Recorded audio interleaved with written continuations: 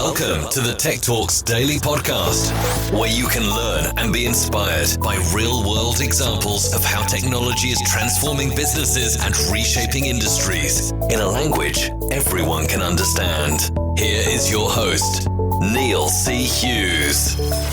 Welcome back to the Tech Talks Daily Podcast. How are you all doing out there? Is it a great day?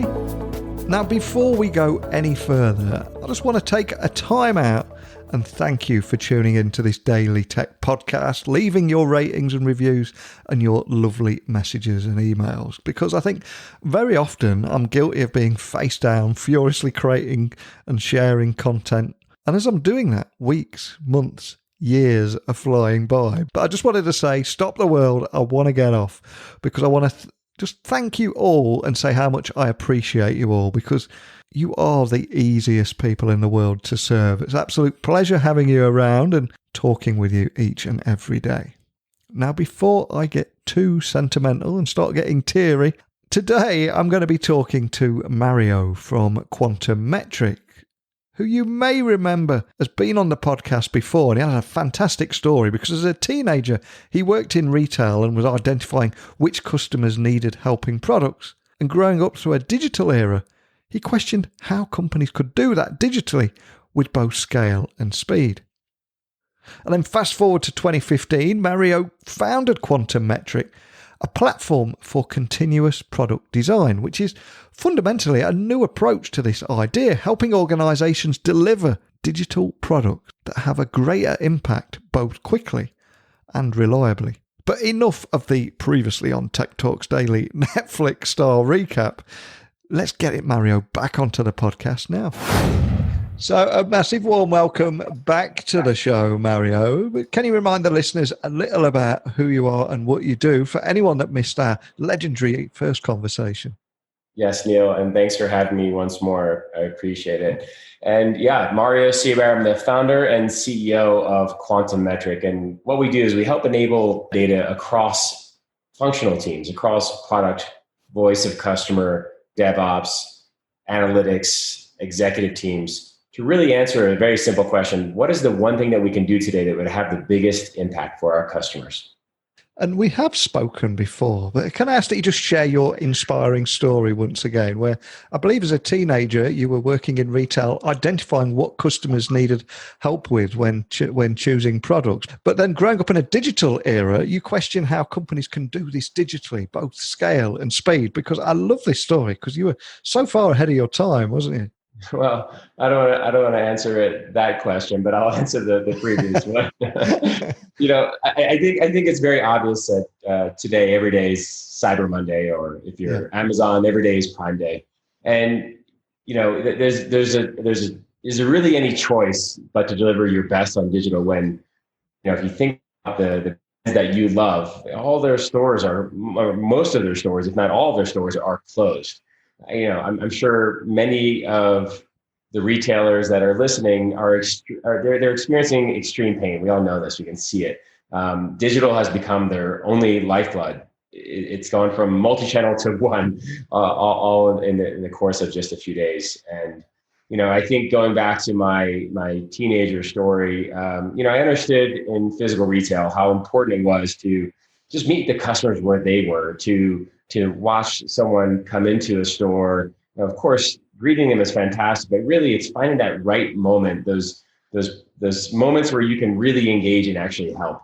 And, I just, as I experience the maturation of the digital channel, I kind of started to wonder to myself, how do we match that personalized experience, that, person that's listening and looking for cues? How do we match that online? And I think the initial stages of that was the thing, which is of course oftentimes the first one is wrong, but we iterate. And that first one for me, in my mind, is like a pop-up box on a website saying, "How can I help you?" And we've come a long way, and I think we have still a journey to go. And how do we enable digital teams to deliver that same perfect service that we can do in a physical store? It even comes down to things like, if you see a customer reaching for a product that's high up, you you help them, or, after they leave, you move those products lower, right? You're constantly iterating and experimenting and making those experiences better. And I think one of the biggest, most profound problems that we have as people make that leap from physical to digital is that when I was doing retail, when I was an associate in a store, I would help maybe 5 at most 10 people at any given time. There just wasn't that much volume, that much traffic in the store. And they think about the scale that's happening on digital, and we just don't have 1 to 5 or 1 to 10. It's typically 1 to 10,000 or 1 to 100,000, even in some cases 1 to millions. And how do we enable those analysts, those essentially digital associates, to have that same power? And you just simply can't do a 1 to 5 engagement anymore. You have to have the right tools. And really, we're trying to answer the same challenges. How do we help these customers? How do we meet them where they are today? But I really think it's around that, that what you said, that scale and speed. How do we empower them? How do we get them the right data? I think in most brands' minds is, if our competition is figuring this out and we haven't, we will fail. This is what is differentiating retailers of the future.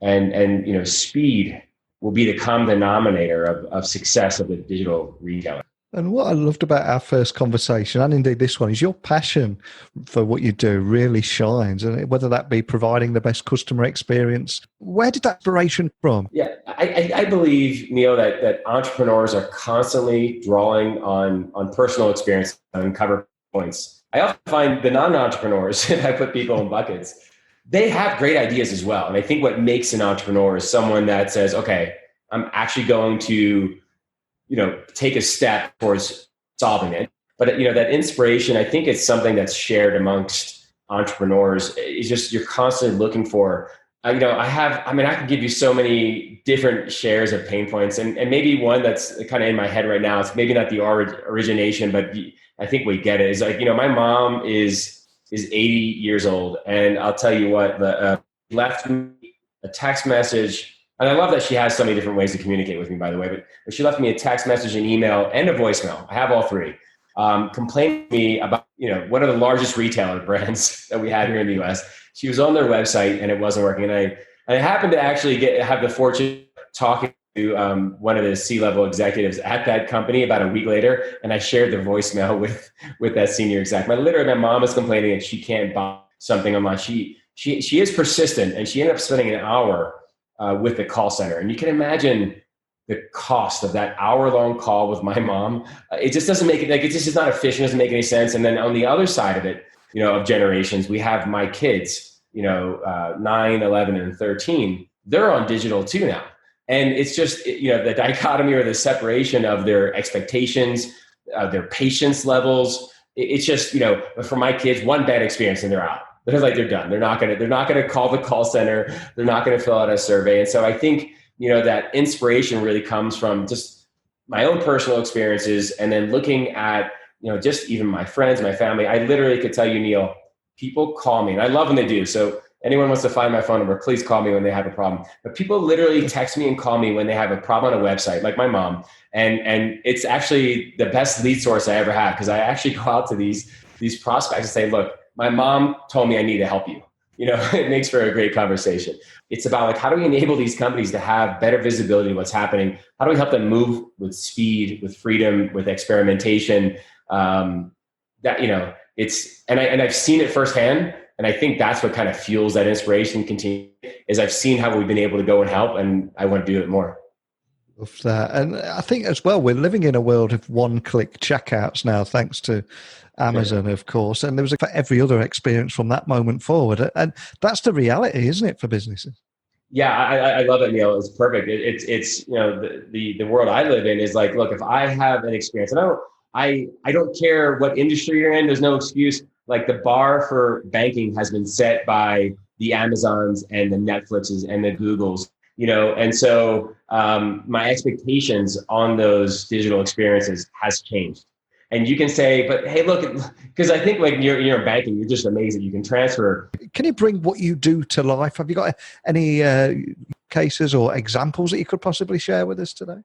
Yeah, Neil, I would say, I think the best for this audience in the world of technology is like, I was very fortunate to I had started an APM company in 2003, and I sold it in 2004 to a company called CompuWare. And like it was really the beginning of that whole DevOps movement. And APM really fostered the DevOps movement. And DevOps was really this concept of dev and ops are operating in silos. And we broke down those silos, and now companies like Netflix, they release 2,000 times a day. And so, where continuous product design really fits in is how do we enable companies to move with scale and speed? I like to point out when I think of examples like, one of Google's founders, Eric Schmidt, he shared a few years ago that companies are traditionally organized to minimize risk and not maximize freedom and speed. And if you really look at the digital successes, companies like Amazon, Google, Netflix, they are designed to maximize speed and do this by democratizing data. So there's no bottlenecks. And what Eric Schmidt shared was Google's success was doing the opposite, was maximizing for speed and doing so because they share data so that the same data that in the former world, fat cats had to make decisions. Let's give that same data to the frontline team members so they can make those same decisions. And the outcome was they could move with speed. They had freedom to experiment, to innovate. And my mission here at Quantum is to enable all retailers to take advantage of those same shared understandings and learnings and have this unfair advantage that I think we all know that Amazon has, to move with speed and scale. As much as I love to sell software, I'd be honest with you, and I'll tell you, it's not about technology. It's always going to be about people and process. And I would share as a caveat, as maybe Astra said, like our tech happens to help create the structure that pushes people and processes in that right direction. And so if we can get people to have that data and maximize freedom and speed, what are the outcomes? And I like to think about, I love, for example, from a continuous product design, like where have I seen an impact? Like I love Alaska Airlines and I love Lululemon, and I've seen them adopt continuous product design, which I will refer to as CPD. I've seen them adopt CPD and the energy their team have had, in terms of delivering incredible digital experiences and really caring about meeting and changing to meet their customer needs on a daily basis. And continuous product design is about sharing what I would say is the only perspective that matters, that of the customer. Sharing that perspective with all of your teams, across all of your functional teams. I think in the past people have relied on data in silos. And I think what continuous product design is doing is break down those silos, just like DevOps was able to do between dev and ops, obviously, and break them down. Before dev develops, someone needs to tell them what to do. Product design, UX. After ops delivers, someone needs to receive and listen. And that's voice of customer teams and call centers and executive escalations. And if I can empower all of these different teams with the actual journeys and experiences that customers are having and allow them to apply some analysis at an aggregate level, I can then empower my teams to make those decisions faster. So I'm not waiting for, no offense, but fat cats, at the top, to make decisions that can really, I can empower my teams to make those same decisions. And of course, it doesn't matter how great the technology or indeed the solution is, it will be adoption determines success. Incredibly interesting that Quantric has seen rapid adoption from Fortune 500, e-commerce, travel, entertainment, and financial services companies. So can you expand on that? Because that is the hardest part, isn't it? Getting that adoption. It absolutely is. And, I think every entrepreneur will tell you that product market fit is hard, and then scaling it. And then when you layer on complexities of multiple industries, and I think if you're selling a widget that, it's just a widget that doesn't change, its value across, how it's applied, it's much easier. But for Quantum and continuous product design, the value that it brings changes per industry. So, the early days of Quantum were absolutely anchored in retail, and mostly because I was in retail in my most recent experiences. I was running an app store, And, it looks much like a retail business. And so I understood and felt those pains, and I saw a way to go solve for them. And, it just seems so obvious that retailers were struggling, in this day and age of how do they deliver their best on digital. But it became clearly evident early on that these same challenges that were happening in retail were happening in so many other industries, and that speed and scale would determine and differentiate their success on digital.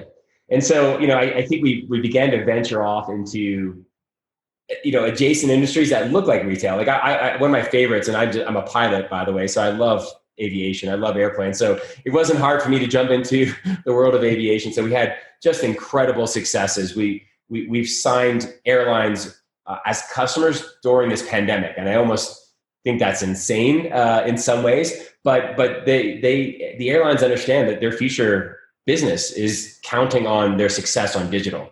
And I would tell you what I admire about the aviation industry, the airline industry specifically, is that it is so far advanced.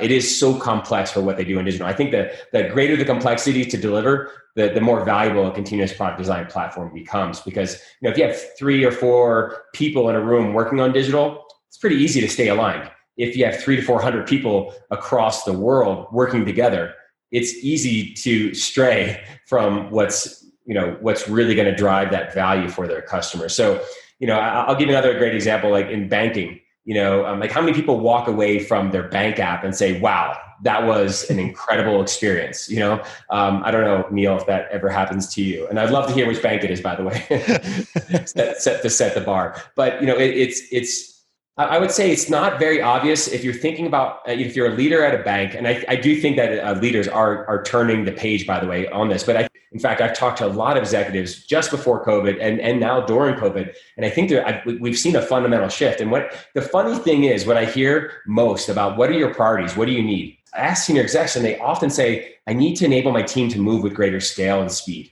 And I love it. So when I think about adoption of quantum metric in these different verticals, I'm thinking about like, what is their hunger for speed and scale? And, COVID pushed them. I'll give you one example, because I think we can all relate to this. Here in the United States, at least, and I know that there was different offerings around the world, but, we have these PPP loans you might have read about, Neil, in the news. They were, just offsetting payroll and trying to help us all get through this pandemic. Here's the challenge. If you run a bank, most banks would go to their team, most executives of the banks would go to their team and say, I need to create a new application process, and you have 6 months. We couldn't pandemic 6 months out. We couldn't plan these new PPP loans with the Small Business Administration, the SBA here in the United States. We couldn't plan that out. So really what these executives had to do is go to their teams. And by the way, there's a certain amount of money, and once it was gone, it was gone. So like this was like, you either create this application process or you miss out. And they went to their teams like, you have 6 days to launch, and this is a muscle memory that digital teams in banking just don't have. And how do we empower them to move with speed and scale? And I'll tell you what, from my bank, and I won't call it out, but which bank it was, but my business bank, the CEO of the bank sent me an email every day, days in a row. Every day, the email was the same. A little bit of a policy in the email. The banking application for these PPP loans will be available tomorrow. And I got almost the same email 6 days in a row.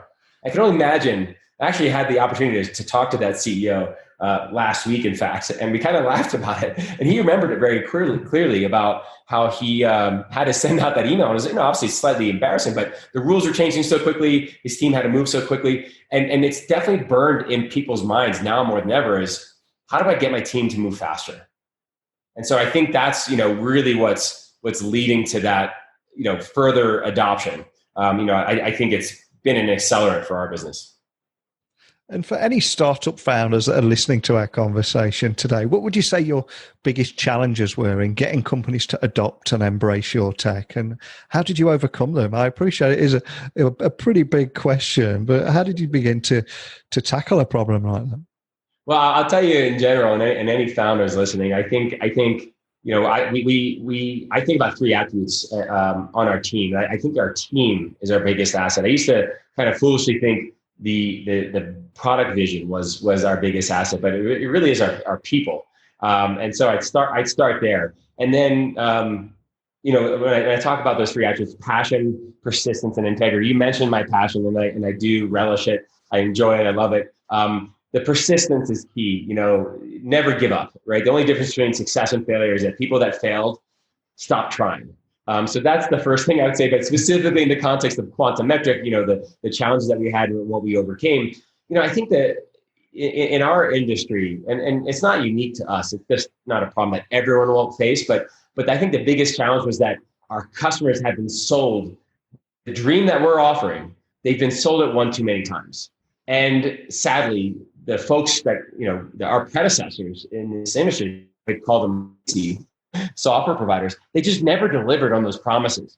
So, you can now imagine that we have these skeptics, and, because the technology, the methodology, and frankly, the scale, we didn't have the right solutions in there, and the scale of the problem just, it wasn't there. And so no one had kind of fit all the pieces together.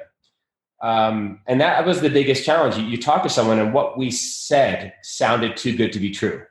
And so, how do you overcome that? You asked. I think we figured out early on, okay, this is going to be hard for you to believe, but if I can get you to install it, and if I can get the install can't take 6 months of consulting, and you invest a lot of your people's time and pay me a lot of money to get this all set up. We realized that we had to get this to work immediately.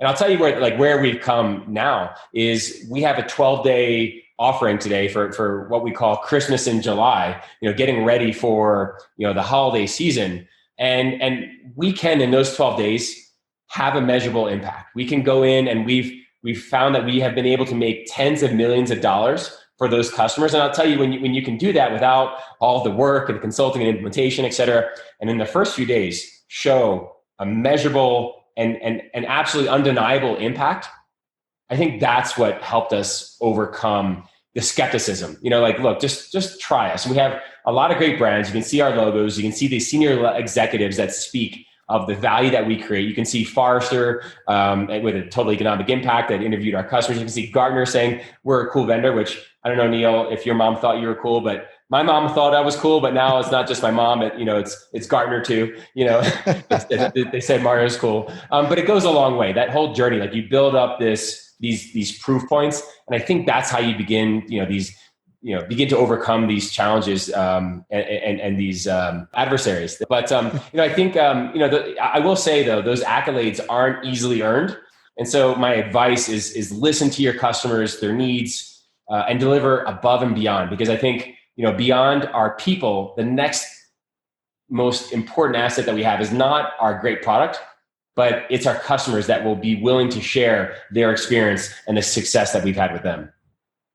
I love that. And of course, CPD is now empowering a new generation of cross-functional teams where product, marketing, ops, and engineering are all working together to discover, analyze, and align on what next project will make the largest impact to their business in real time. I think that's happening even more so now, especially after COVID, where people are looking for that maximum impact for their business. But can you expand on this trend and the impacts that you think it will have going forward?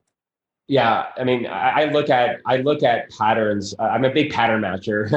I think maybe all entrepreneurs have to see those patterns and pick the ones that make sense to them. And I look at that pattern that I mentioned earlier. The DevOps has transformed the industry over the last 20 years. Silos were broken, and we've come to see the impact of how digital teams, when they iterate quickly, what kind of impact it can have. And I think for me, that trend is okay. I honestly fear. I would love to meet the person that came up with this idea of an infinite loop around DevOps, because I think, and if it's not too insulting, that it was myopic. It's like the world is not centered around just technology teams in a business. We've got to expand that into the business. So the trend of breaking down silos, for CPD is about expanding into the business, into that product design teams, UX prior to development, and VOC, executive escalations, teams after ops. And I think that we'll see some of those same benefits. And so, it's almost like in many ways, DevOps has become a religion for the technology teams. I think CPD, as it continues to expand and be adopted, is going to be that same level of impact on the business and technology teams. Some of the same learnings that we've advanced in how do we iterate the the technology quicker? How do we deliver it faster? Is going to be happening on the product teams, for example, and saying, how do we iterate the entire life cycle of product faster? And, it's all really about, like, if you ask the entire, an entire organization, like, who's responsible for delivering on digital? The smart folks are going to say it's not any one team. It's the entire team that's responsible. And if we can align across these functional teams on what are the top priorities, not the top priorities for my team, but the top, my individual team, but the top priorities for the organization. I think that we'll see this continuing trend of organizing the team towards singular focuses to singular efforts is more powerful, because I guess the challenge is that there's limited resources within an organization, and how do we get them to all work towards the biggest problems, not individually their own specific problems? And I think that's the big change that CPB is having.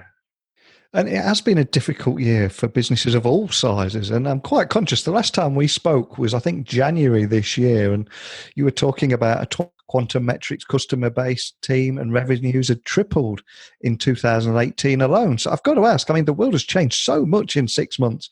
How has the global pandemic impacted your business, and how are you overcoming some of those challenges that came with it? I think, and I'm so thankful to be able to say this, Neil, but we have never been more relevant than today. Yeah. And while our customers' business plans for digital transformation has gone from years to days or weeks, our business outlook has equally massively accelerated. And I think, to be fair though, I think early on, there was a cloud, and not the compute kind, as you can imagine.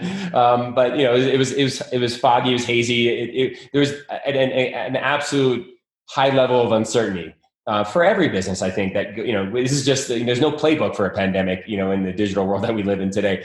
But I think, having been through this for a few months, there's this incredible sense of urgency from our customers and prospective customers, really the market, about, okay, my business has shifted 100% from a multi-channel business to a single channel, and that channel is digital. And how, before, when they made a mistake on digital, and digital was maybe 5 or 10% of their business, you could kind of get over it really quickly. But when digital is 90 or 100% of your business, you don't want to make those mistakes anymore. And so I've never seen demand like this before. So, I think overall business is good. Fantastic news. And looking even further into the future, is there anything that particularly makes you hopeful or excited about the future?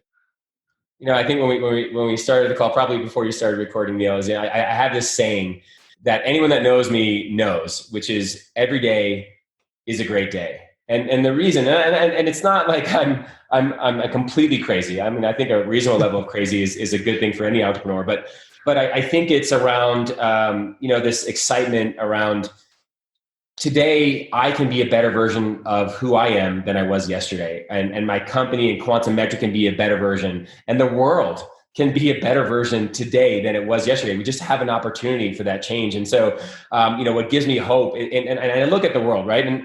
And I look at, our battle against social injustice, and it's not a battle of today, Neil, like, as you know, it's a battle that's been going on for millennia. And this time that we're in, Black Lives Matter, having a voice across the world. I look at history, and what gives me hope about the future is, I look at women's suffrage. It was 100 years ago this year, 1920, that finally women, really had success at having an opportunity to have a say in their countries. And I'll tell you, it's not a one-day journey. It's not a one-day event. It took 95 years for the last holdout.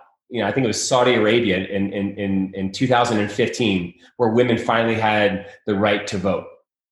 Yeah. This is what gives me hope, is that, like, we are constantly becoming a better place to I have 3 kids, their future is brighter than my past and my future. And it's always getting better. And so, there are signs in history that we will always persevere. And yes, we're in a pandemic, and yes, there's massive challenges, but, I think in chaos, you really get to focus on what really matters. And so what really gives me that hope of the future is that we together collectively, we can make today a great day.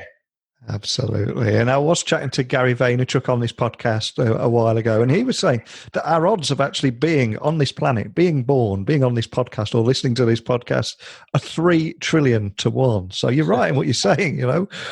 Every day is a great day. We've already won the lottery. We're here. We've got so many opportunities and chances in our hands, haven't we?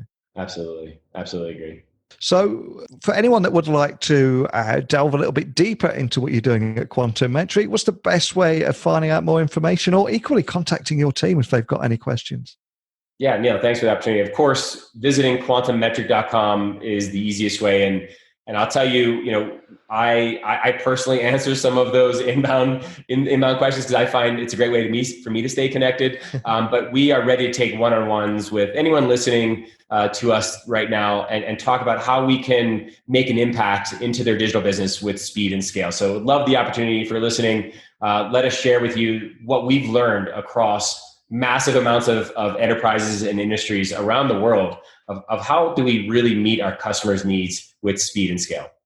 Well, there's so much about your story that I absolutely love, Mario. And in particular, I love the passion for everything that you do that really comes across in everything that you're saying here. But I think more than anything, I love the fact that your ethos of every day is a great day and all washed down with a reasonable amount of crazy. That's certainly something I can buy into. So a big thank you for joining me again today, Mario. Neil, it's a pleasure and an honor. And thank you for making the time as well.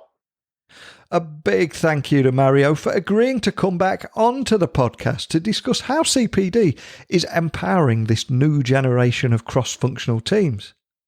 And under Mario's leadership, I think it's also worth highlighting that Quantum Metric has seen rapid adoption from Fortune 500 companies, from e-commerce, travel, entertainment, and financial services. And all that is just so impressive because, like I said in the podcast, that is the hardest obstacle for many founders to overcome. But I also loved hearing about the new challenges that he has faced and how he overcame them too. I think Mario is a lovely guy. I do hope to drink Japanese whiskey or cold beer with him one day in Colorado. But as for you guys, I want to hear your takeaways, comments, questions, whatever it may be. So please email me, techblogwriter@outlook.com. My website is techblogwriter.co.uk. I genuinely want to hear from you all because it's you guys and dolls that make this show what it is. And with all that in mind, I'll return again tomorrow, same time, same place. So a big thank you for listening. And until next time, don't be a stranger. Thank you for listening to the Tech Talks Daily Podcast with Neil C. Hughes. Remember, technology works best when it brings people together.